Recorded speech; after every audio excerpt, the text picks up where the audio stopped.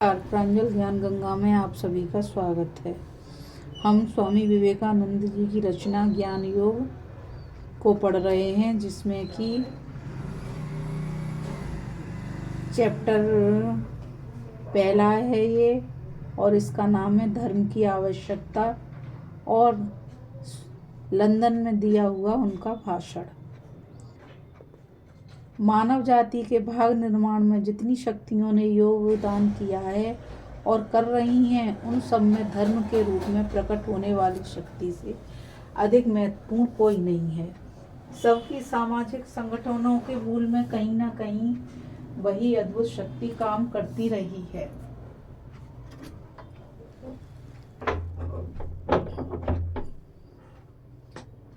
तथा अब तक मानवता की विविध इकाइयों को संगठित करने वाली सर्वश्रेष्ठ प्रेरणा इसी शक्ति से प्राप्त हुई है। हम सभी जानते हैं कि धार्मिक एकता का संबंध प्राय जातिगत, जलवायुगत तथा वंशानुगत एकता के संबंधों से भी दृढ़तर सिद्ध होता है। यह एक सर्वविदित तथ्य है कि एक दृढ़ता और शक्ति से एक दूसरे का साथ देते हैं। वह एक ही वंश के लोगों की बात ही क्या, भाई भाई में भी देखने को नहीं मिलता। धर्म के प्रादुर्भाव को समझने के लिए अनेक प्रयास किए गए हैं। अब तक हमें जितने प्राचीन धर्मों का ज्ञान है, वे सब एक यह दावा करते हैं कि वे सभी अलौकिक हैं, मानो उनका उद्भव मानव मस्तिष्क से नहीं बल्कि उस स्रोत से हुआ है जो उसके बाहर है। आधुनिक विद्वान तो सिद्धांतों के बारे में कुछ अंश तक सहमत हैं। एक है धर्म का आत्मा मूलक सिद्धांत और दूसरा असीम की धारणा का विकास मूलक सिद्धांत। पहले सिद्धांत के अनुसार पूर्वजों की पूजा से ही धार्मिक भावना का विकास हुआ। दूसरे के अनुसार प्राकृतिक शक्तियों को व्यक्तिगत स्वरूप देने से धर्म का प्रारंभ हुआ। मनुष्य अपने दिवंगत संबंधियों की स्मृति सजीव रखना चाहता है और सोचता है कि यद्यपि उनके शरीर नष्ट हो चुके हैं, फिर भी वे जीवित हैं। इसी विश्वास पर वह उनके लिए खाद्य पदार्थ रखना तथा एक अर्थ में उनकी पूजा करना चाहता है। मनुष्य की इसी भावना से धर्म का विकास हुआ। मिस्र, बेबीलोन, चीन तथा अमेरिका आदि के प्राचीन धर्मों के अध्ययन से ऐसे स्पष्ट चिन्हों का पता चलता है, जिनके आधार पर कहा जा सकता है कि पितर पूजा से ही धर्म का आविर्भाव हुआ है। प्राचीन मिस्रवासियों की आत्मा संबंधी धारणा द्वित्व मूलक थी। उनका विश्वास था कि प्रत्येक मानव शरीर के भीतर एक और जीव रहता है, जो शरीर के ही समरूप होता है और मनुष्य के मर जाने पर भी उसका यह प्रतिरूप शरीर जीवित रहता है। जब तक मृत शरीर सुरक्षित रहता है, इसी कारण से हम मिस्रवासियों में मृत शरीर को सुरक्षित रखने की प्रथा पाते हैं। इसी के लिए उन्होंने विशाल पिरामिडों का निर्माण किया, जिससे मृत शरीर को सुरक्षित ढंग से रखा जा सके। उनकी धारणा थी कि अगर इस शरीर को किसी तरह की क्षति पहुंची तो उस प्रतिरूप शरीर को ठीक वैसी ही क्षति पहुंचेगी। यह स्पष्टतः पितर पूजा है। बेबीलोन के प्राचीन निवासियों में भी प्रतिरूप शरीर की ऐसी धारणा देखने को मिलती है। यद्यपि वे कुछ अंश से इससे भिन्न हैं। वे मानते हैं प्रतिरूप शरीर में स्नेह का भाव नहीं रह जाता। उसकी प्रेतात्मा भोजन और पेय तथा अन्य सहायताओं के लिए जीवित लोगों को आतंकित करती है। अपने बच्चों तथा पत्नी तक के लिए उसमें कोई प्रेम नहीं रहता। प्राचीन हिंदुओं में भी इस पितर पूजा के उदाहरण देखने को मिलते हैं। चीन वालों के संबंध में भी ऐसा कहा जा सकता है। उनके धर्म का आधार पितर पूजा ही है और यह अब भी समस्त देश के कोने कोने में परिव्याप्त है। वस्तुतः चीन में यदि कोई धर्म प्रचलित माना जा सकता है तो वह केवल यही है। इस तरह ऐसा प्रतीत होता है कि धर्म को पितर पूजा से विकसित मानने वालों का आधार काफी काफी सुदृढ़ है। किंतु कुछ ऐसे भी विद्वान हैं जो प्राचीन आर्य साहित्य के आधार पर सिद्ध करते हैं कि धर्म का आविर्भाव प्रकृति की पूजा से हुआ है। यद्यपि भारत में पूजा के उदाहरण सर्वत्र देखने को मिलते हैं, तथापि प्राचीन ग्रंथों में इसकी किंचित चर्चा भी नहीं मिलती।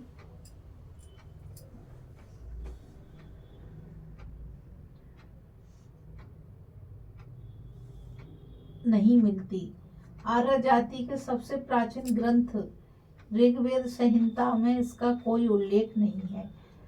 आधुनिक विद्वान उसमें प्रकृति पूजा के ही चिन्ह पाते हैं, जो प्रस्तुत दृश्य के परे हैं। उसकी एक झांकी पाने के लिए मानव मन आकुल प्रतीत होता है। उषा, संध्या, चक्रवात, प्रकृति की विशाल और विराट शक्तियां, उसका सौंदर्य, इन सब ने मानव मन के ऊपर ऐसा प्रभाव डाला कि वह इन सब के परे जाने की और उनको समझ सकने की आकांक्षा करने लगा। इस प्रयास में मनुष्य ने इन दृश्यों में आत्मा तथा शरीर की प्रतिष्ठा की। उसने उनमें व्यक्तित्व गुणों का आरोपण करना शुरू किया, जो कभी सुंदर और कभी इंद्रियातीत होते थे। उनको समझने के हर प्रयास में उन्हें व्यक्ति रूप दिया गया या नहीं दिया गया, किंतु उनका अंत उनको अमूर्त कर देने में ही हुआ। ठीक ऐसी ही बात प्राचीन यूनानियों के संबंध में भी हुई। उनके तो संपूर्ण पुराणोपाख्यान अमूर्त प्रकृति पूजा ही है, और ऐसा ही प्राचीन जर्मनी तथा स्कैंडिनेविया के निवासियों एवं से सभी आर्य जातियों के बारे में भी कहा जा सकता है। इस तरह प्रकृति की शक्तियों का मानवीकरण करने में धर्म का आदि स्रोत मानने वालों का भी पक्ष काफी प्रबल हो जाता है। यद्यपि ये दोनों सिद्धांत परस्पर विरोधी लगते हैं, किंतु उनका समन्वय एक तीसरे आधार पर किया जा सकता है। जो लोग मेरी समझ से धर्म का वास्तविक बीज है और जिसे मैं इंद्रियों की सीमा का अतिक्रमण करने के लिए संघर्ष मानता हूँ, एक और मनुष्य अपने पितरों की आत्माओं की खोज करता है, मृतकों की प्रेतात्माओं को ढूंढता है, अर्थात शरीर के विनष्ट हो जाने पर भी वह जानना चाहता है कि उसके बाद क्या हुआ। दूसरी ओर मनुष्य प्रकृति की विशाल दृश्यावली के पीछे काम करने वाली शक्ति को समझना चाहता है। इन दोनों ही स्थितियों में इतना तो निश्चित है कि मनुष्य इंद्रियों की सीमा के बाहर जाना चाहता है। वह इंद्रियों से ही संतुष्ट नहीं है, वह इनसे परे भी जाना चाहता है। इस व्याख्या को रहस्यात्मक रूप देने की आवश्यकता नहीं। मुझे तो यह बिल्कुल स्वाभाविक लगता है कि धर्म की पहली झांकी स्वप्न में मिली होगी। मनुष्य अमरता की कल्पना स्वप्न के आधार पर कर सकता है। कैसी अद्भुत है स्वप्न की अवस्था। हम जानते हैं कि बच्चे तथा कोरे मस्तिष्क वाले लोग स्वप्न और जागृत स्थिति में कोई भेद नहीं कर पाते। उनके लिए साधारण तर्क के रूप में इससे अधिक और क्या स्वाभाविक हो सकता है। स्वप्नावस्था में भी जब शरीर प्राय मृत सा हो जाता है, तब भी मन के सारी जटिल क्रियाएं कलाप चलते रहते हैं। अतः इसमें क्या आश्चर्य यदि मनुष्य हठात ये निष्कर्ष निकाल ले कि इस शरीर के विनष्ट हो जाने पर इसकी क्रियाएं जारी रहेंगी। मेरे विचार से अलौकिकता की इससे अधिक स्वाभाविक व्याख्या और कोई नहीं हो सकती, और स्वप्न पर आधारित इस धारणा को क्रमशः विकसित करता हुआ मनुष्य ऊंचे से ऊंचे विचारों तक पहुंच सका होगा। हाँ, यह भी अवश्य ही सत्य है कि समय पाकर अधिकांश लोगों ने यह अनुभव किया है कि ये स्वप्न हमारी जागृत अवस्था में सत्य सिद्ध नहीं होते और स्वप्नावस्था में मनुष्य का कोई नया अस्तित्व नहीं हो जाता, बल्कि यह जागृत अवस्था के अनुभव का ही स्मरण करता है। किंतु जब तक इस दिशा में अन्वेषण आरंभ हो गया था और अन्वेषण की धारा अंतर्मुखी हो गई और मनुष्य ने अपने अंदर अधिक गंभीरता से मन की विभिन्न अवस्थाओं का अन्वेषण करते करते जागृत अवस्था और स्वप्नावस्था से भी परे कई उच्च अवस्थाओं का आविष्कार किया। संसार में सभी संगठित धर्मों में इन अवस्थाओं की चर्चा परमानंदीय अंत स्फुरण के रूप में मिलती है। सभी संगठित धर्मों में ऐसा माना जाता है कि उनके संस्थापक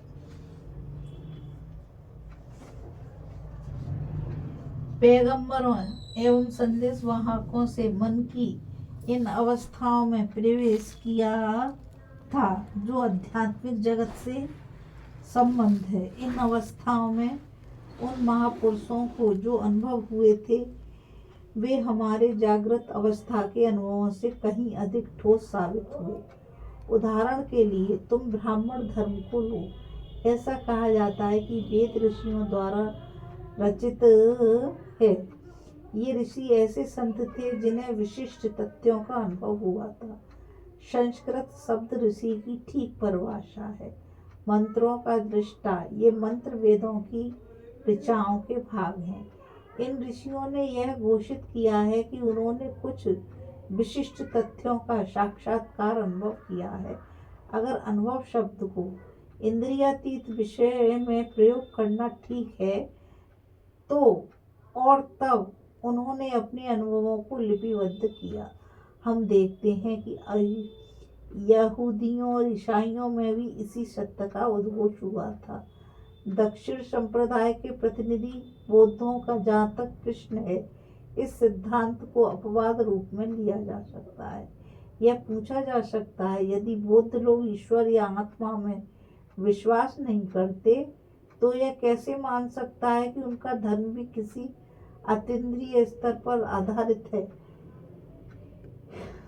इसका उत्तर यह है कि बौद्ध लोग भी एक शाश्वत नैतिक नियम धर्म में विश्वास करते हैं और उसका धर्म का ज्ञान सामान्य तर्कों के आधार पर नहीं हुआ, वरन बुद्ध ने अतीन्द्रियावस्था में इसका आविष्कार किया था।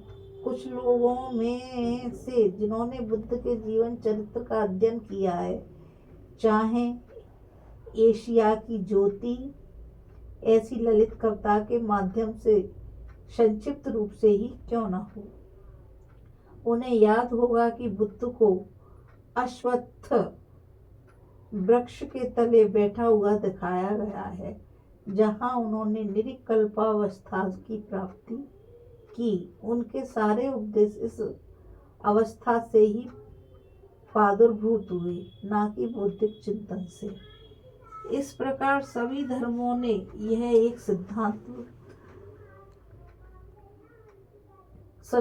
ने यह एक अत्यंत महत्वपूर्ण सिद्धांत प्रतिपादित किया कि मनुष्य का मन कुछ खास क्षणों में इंद्रियों की सीमा के ही नहीं, बुद्धि की शक्ति के भी परे पहुंच जाता है। इस अवस्था में उन तथ्यों का साक्षात्कार करता है जिनका न कभी इंद्रियों से हो सकता है और न चिंतन से ही। ये तथ्य ही संसार के सभी धर्मों के आधार हैं। निश्चय ही हमें इन तथ्यों में संदेह करने और उन्हें बुद्धि की कसौटी पर कसने का अधिकार है, पर संसार के सभी वर्तमान धर्मों का दावा है कि मन को ऐसी कुछ अद्भुत शक्तियां प्राप्त हैं जिनसे वह इंद्रिय तथा भौतिक अवस्था का अतिक्रमण कर जाता है और इसकी शक्ति को वे तथ्य के रूप में मानते हैं। धर्म के इन तथ्यों से संबंधित दावों की सत्यता पर विचार करने के अतिरिक्त हमें इन सारे तथ्यों में एक समानता मिलती है। ये सभी तथ्य भौतिक शास्त्र के स्थूल आविष्कारों की तुलना में अति सूक्ष्म है। सभी प्रतिष्ठित धर्मों में से एक शुद्धतम अमूर्त तत्व का रूप ले लेते हैं। यह रूप या तो सर्वव्यापी सत्ता, ईश्वर कहा जाने वाला एक अमूर्त व्यक्तित्व अथवा नैतिक विधान होता है, या समस्त भूतों में अंतर्व्याप्त किसी अमूर्त सार तत्व का रूप।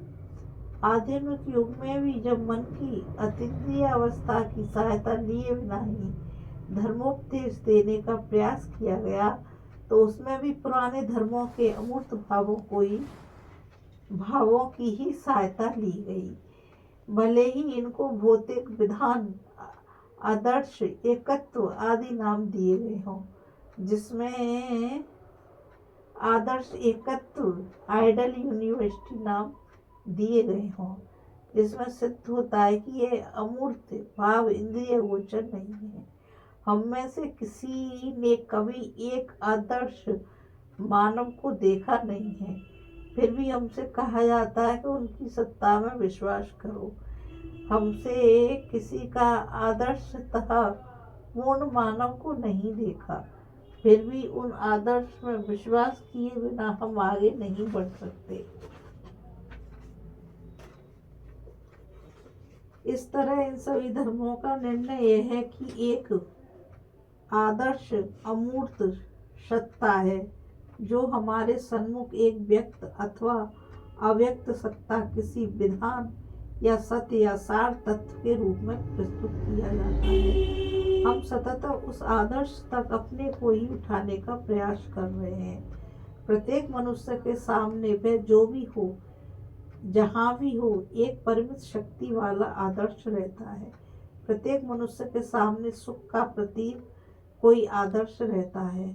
हमारे चारों ओर जो अनेकानेक कार्य हो रहे हैं, उनमें से अधिकांश अपरिमित शक्ति अथवा अपरिमित आनंद के आदर्श के निमित्त ही किए जा रहे हैं।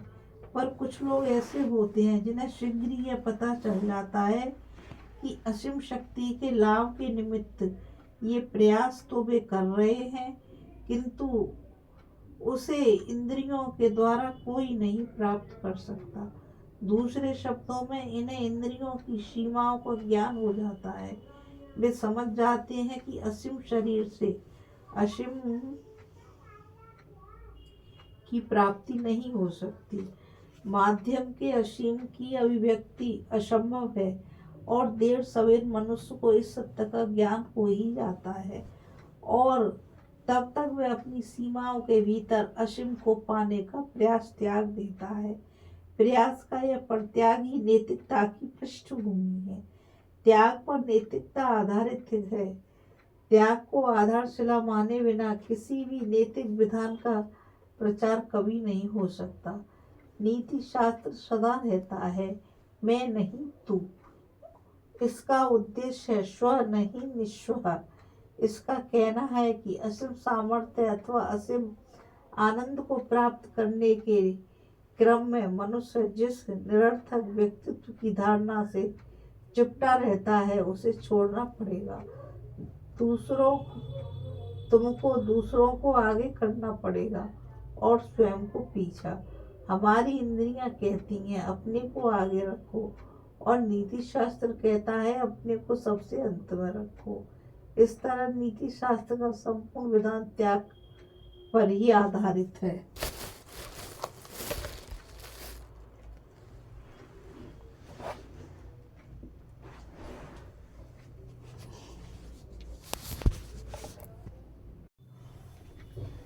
त्याग को आधारशिला माने बिना किसी नैतिक विधान का प्रचार कभी नहीं हो सका।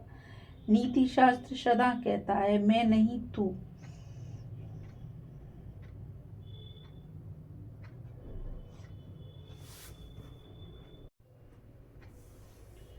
नीति अपने को आगे रखो, पर नीति शास्त्र कहता है अपने को सबसे अंत में रखो। इस तरह नीति शास्त्र का संपूर्ण विधान त्याग पर ही आधारित है। उसकी पहली मांग है कि भौतिक स्तर पर अपने व्यक्तित्व का हनन करो, निर्माण नहीं। वह जो असीम है उसकी अभिव्यक्ति इस भौतिक स्तर पर नहीं हो सकती। ऐसे असंभव है, अकल्पनीय है। इसलिए मनुष्य को असीम की गहनतर अभिव्यक्ति की प्राप्ति के लिए भौतिक स्तर को छोड़कर क्रमशः ऊपर अन्य स्तरों में जाना है। इस प्रकार विविध नैतिक नियमों की संरचना होती है, किंतु सभी का केंद्रीभूत आदर्श यह आत्मत्याग ही है। अहंता का पूर्ण उच्छेदन ही नीति शास्त्र का आदर्श है। लोग आश्चर्यचकित रह जाते हैं यदि उनसे अहंता अभिव्यक्ति की चिंता न करने के लिए कहा जाता है, जिसे वे अपना व्यक्तित्व कहते हैं। उसके विनिष्ट हो जाने के प्रति अत्यंत भयभीत हो जाते हैं। पर साथ ही ऐसे लोग नीति शास्त्र के उच्चतम आदर्शों को सत्य घोषित करते हैं। वे क्षण भर के लिए भी यह नहीं सोचते कि नैतिकता का समग्र क्षेत्र ध्येय और विषय व्यक्ति का उच्छेदन है, न कि उसका निर्माण। उपयोगितावाद मनुष्य के नैतिक संबंधों की व्याख्या नहीं कर सकता, क्योंकि पहली बात तो यह है कि उपयोगिता के आधार पर हम किसी भी नैतिक नियम पर नहीं पहुंच सकते। कोई भी नीति शास्त्र तब तक नहीं टिक सकता जब तक हम उसके नियमों का आधार अलौकिकता न हो, या जैसा मैं कहना अधिक ठीक समझता हूँ, जब तक उसके नियम अतीन्द्रिय ज्ञान पर आधारित न हो। असीम के प्रति संग्राम के बिना कोई आदर्श नहीं हो सकता। ऐसा कोई भी सिद्धांत नैतिक नियमों की व्याख्या नहीं कर सकता जो मनुष्य को सामाजिक स्तर तक एक ही सीमित रखना चाहता हो। उपयोगितावादी हमसे असीम अतीन्द्रिय गंतव्य स्थल के प्रति संग्राम का त्याग चाहते हैं, क्योंकि अतीन्द्रियता अव्यावहारिक है, निरर्थक है। पर साथ ही वे यह भी कहते हैं कि नैतिक नियमों का पालन करो, समाज का कल्याण करो। आखिर हम क्यों किसी का कल्याण करें? भलाई करने की बात गौण है और प्रधान तो है। एक आदर्श नीति शास्त्र स्वयं साध्य नहीं है, प्रत्युत साध्य को पाने का साधन है।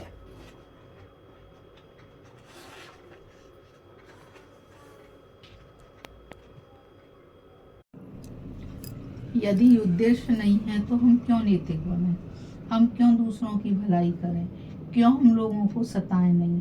अगर आनंद ही मानव जीवन का चरम उद्देश्य है तो क्यों न मैं दूसरों को कष्ट पहुंचाकर भी स्वयं सुखी रहूं? ऐसा करने से मुझे रोकता कौन है?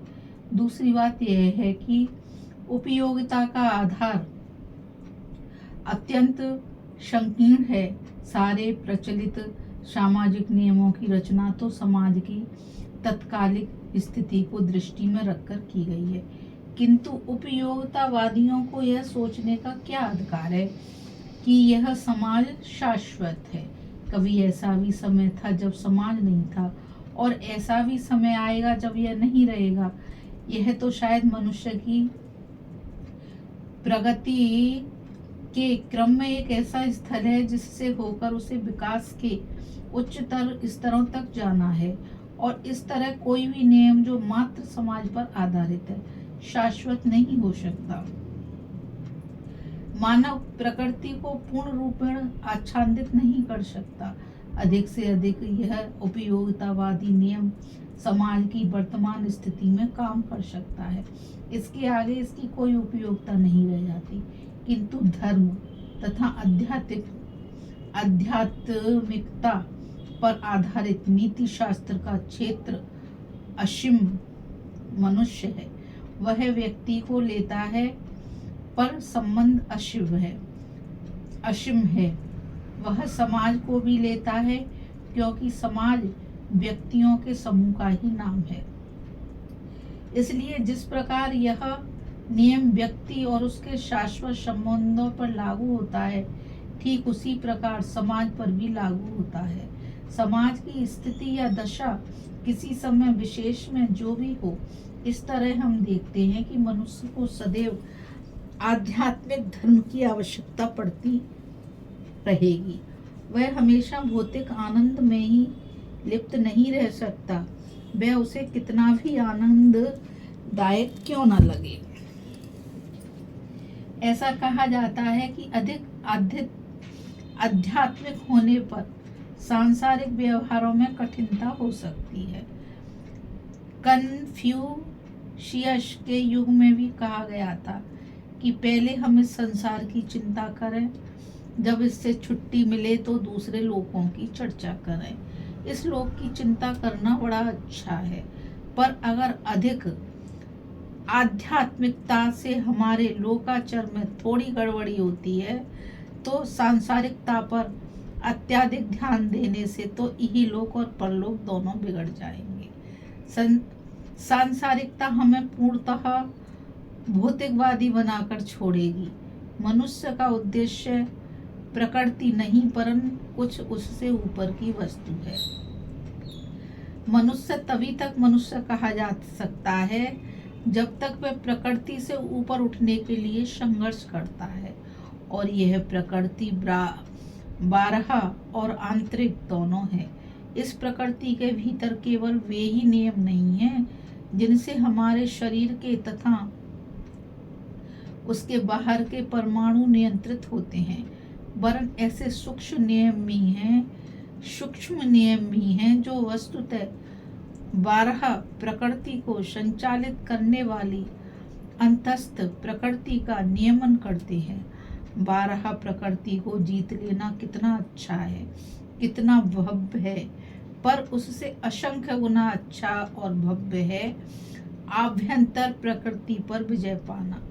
ग्रहों और नक्षत्रों का नियंत्रण करने वाले नियमों को जान लेना बहुत अच्छा और गरिमामय है, परंतु उससे अनंत गुना अच्छा और भव्य है उन नियमों को जानना जिससे मनुष्य के मनोवेग, भावनाएं और इच्छाएं नियंत्रित होती हैं। इस आंतरिक मनुष्य पर विजय पाना, मानव मन की जटिल सूक्ष्म क्रियाओं के रहस्य को समझना पूर्णतया धर्म के अंतर्गत आता है। मनुष्य का स्वभाव साधारण मनुष्य स्वभाव है कि वह बृहत भौतिक तथ्यों का अवलोकन करना चाहता है। साधारण मनुष्य किसी सूक्ष्म वस्तु को नहीं समझ सकता। ठीक ही कहा गया है कि संसार तो उस सिंह का आदर करता है जो हजारों मेमनों का वध करता है। लोगों को यह समझने का अवकाश कहाँ है कि सिंह की इस क्षणिक विजय का अर्थ है हजारों मेमनों की मृत्यु। इसका कारण यह है कि मनुष्य शारीरिक शक्ति की अभिव्यक्ति से प्रसन्न होता है। मानव जाति का यह सामान्य स्वभाव है। 12 वस्तुओं को ही लोग समझ सकते हैं, इन्हीं में उन्हें आनंद मिलता है।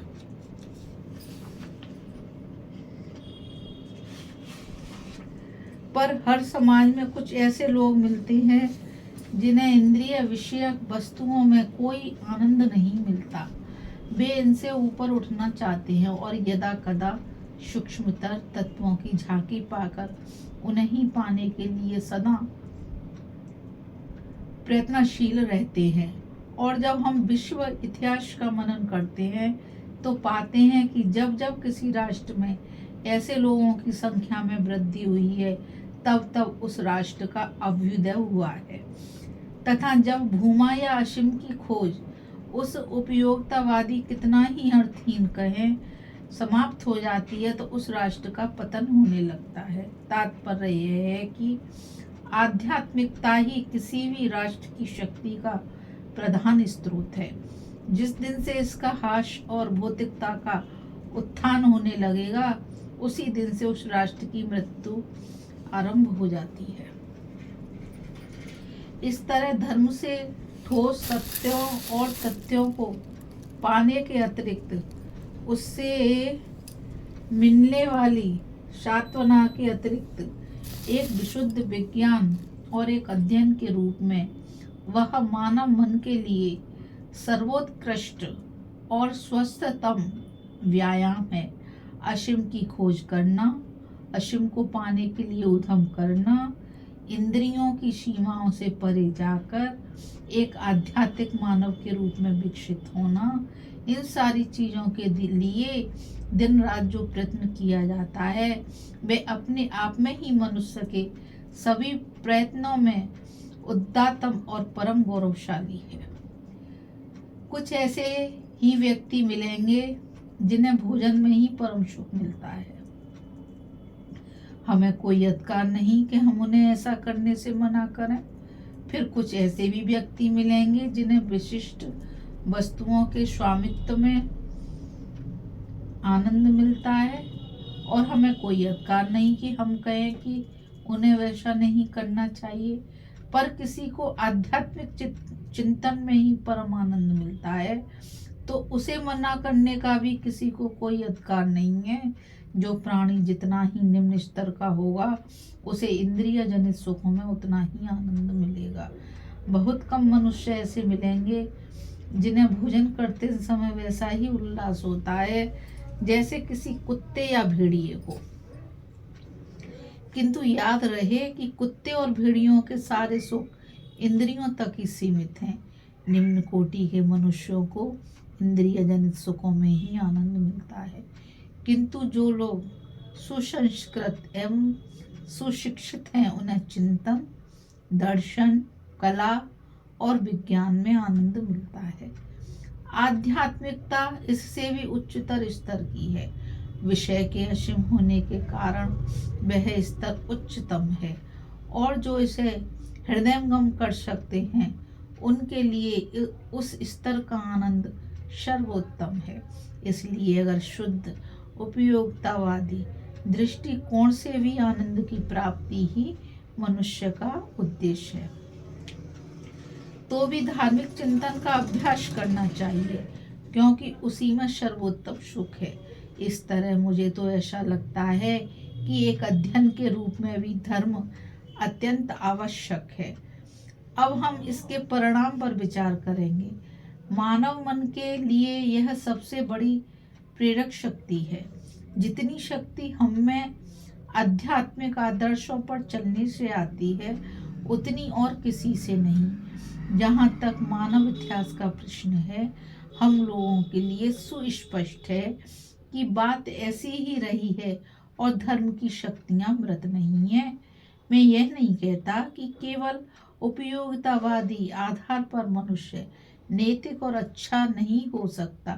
केवल उपयोगिता के स्तर पर भी पूर्णतया स्वस्थ, नैतिक और अच्छे महान पुरुष संसार में हुए हैं, किंतु वैसे संसार को हिला देने वाले लोग जो मानो विश्व में एक महान चुंबकीय आकर्षण ला देते हैं, जिनकी आत्मा सैकड़ों और हजारों में कार्यशील है, जिनका जीवन आध्यात्मिक अग्नि से दूसरों को प्रज्वलित कर देता है, सदा आध्यात्मिकता की पृष्ठभूमि से ही आविर्भूत होते हैं, उनकी प्रेरक शक्ति का स्रोत सदा ही धर्म रहता है।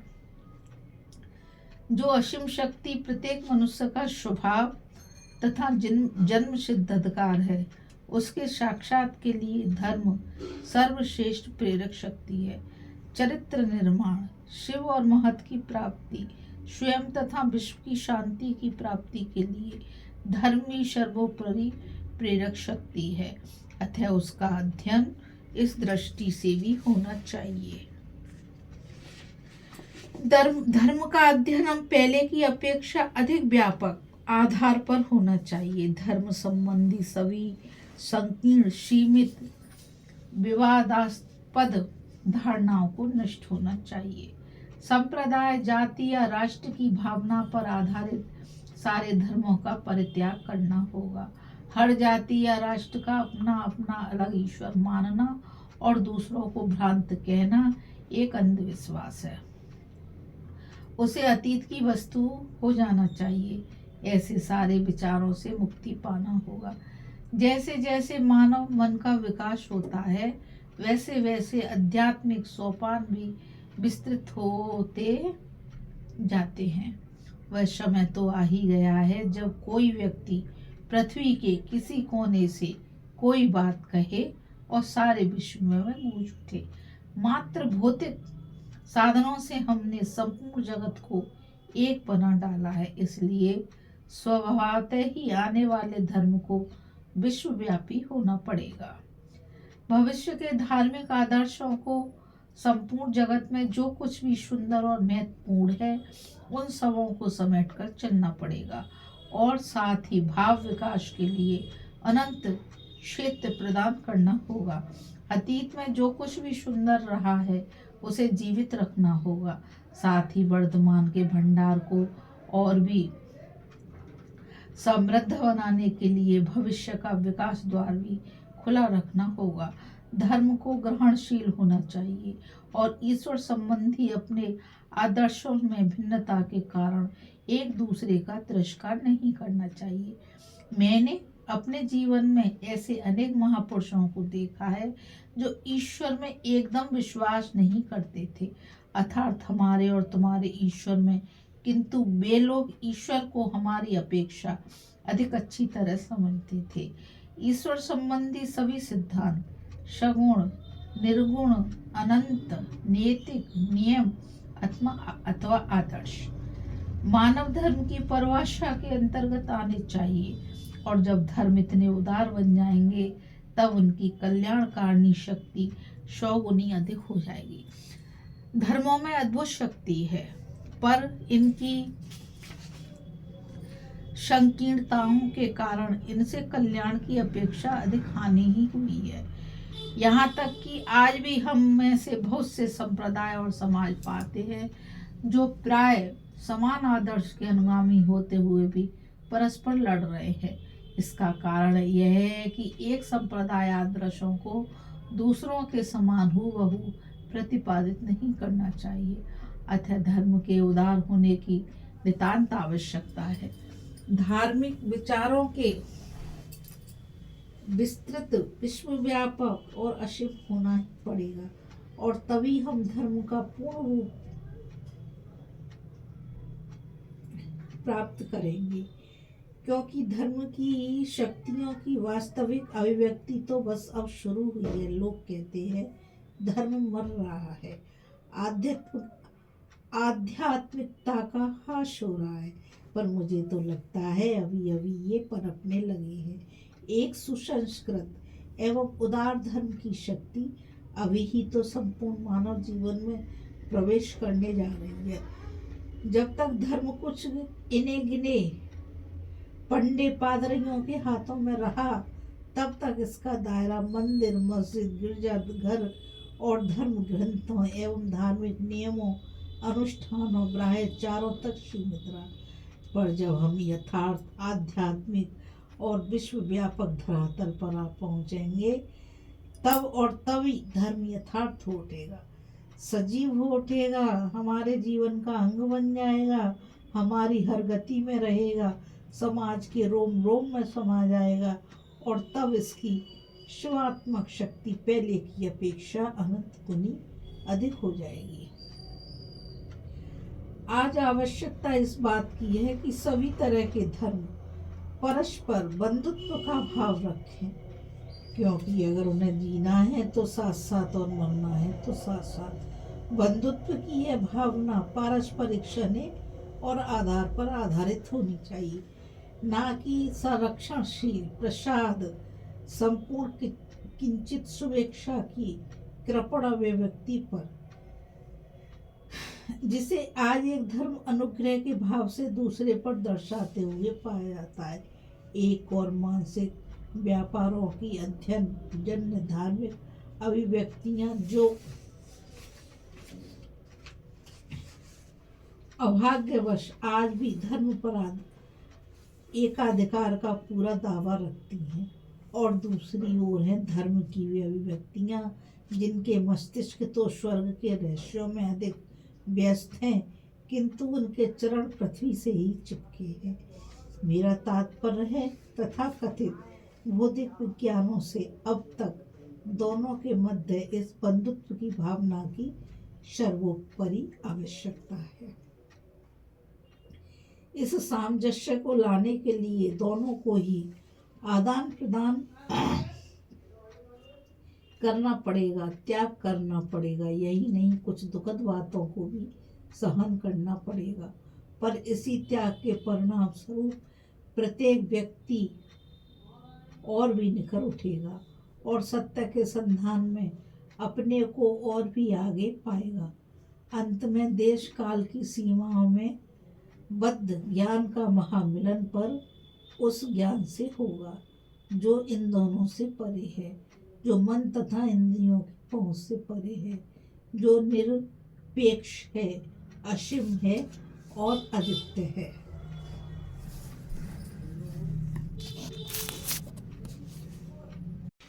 अभी हम स्वामी विवेकानंद की रचना ज्ञान योग को पढ़ रहे थे, जिसमें कि हमने जाना कि स्वामी जी की रचना धर्म पर जोर देती है और यह भी बताती है कि धर्म मानव जीवन की पहली आवश्यकता है। उनका कहना है कि मानवता के धर्म मनुष्य के अंदर छुपी हुई एक ग्रंथि है जो कि ज्ञान के द्वारा उसको खोला जा सकता है। और विवेकानंद जी के अनुसार धर्म रीति रिवाज और आत्मा को पहचानने में सहायता करता है। धर्म मानव जीवन का अभिनंदन है और धर्म मनुष्य को सदाचारी बनाता है। धर्म के ही द्वारा आदमी अपनी आत्मा को साक्षात्कार कर सकता है और धर्म मानवता की सेवा में अपना प्रमुख स्थान रखता है। विवेकानंद जी के अनुसार धर्म मनुष्य के जीवन का एक प्रमुख अंग है जो कि उसे सदाचारी और स्वावलंबी और नैतिक बनाता है। आज के लिए बस इतना ही। मुझ गीता रावत को आज्ञा दीजिए। कल फिर मिलेंगे स्वामी जी की दूसरी रचना कि मनुष्य का यथार्थ स्वरूप क्या है। फिर देखेंगे कि मनुष्य का यथार्थ स्वरूप क्या है। कल फिर मिलते हैं और मैं आप सभी से यही कहना चाहूँगी कि इस चैनल को ज़्यादा से ज़्यादा लाइक, शेयर और सब्सक्राइब करिए ताकि यह अमूल्य ज्ञान अधिक से अधिक लोगों तक पहुंच सके। राधे राधे। जय श्री कृष्णा। नमस्कार।